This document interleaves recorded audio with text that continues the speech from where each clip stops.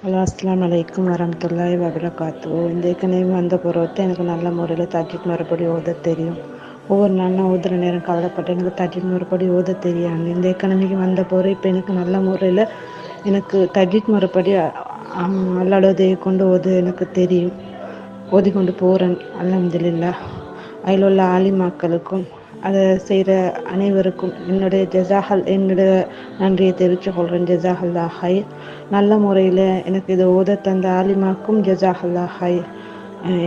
இந்த ஓதின பொறுத்து என் பிள்ளைகளுக்கும் என்ன சின்ன பொடியை நொண்டிக்கிற அவருக்கும் நான் ஓதி கொடுக்குறேன். தஜ்வீத் முறைப்படி அவருக்கும் தஜ்வீத்தை நான் இந்தியாவில் சொல்லி கொடுக்குறேன்.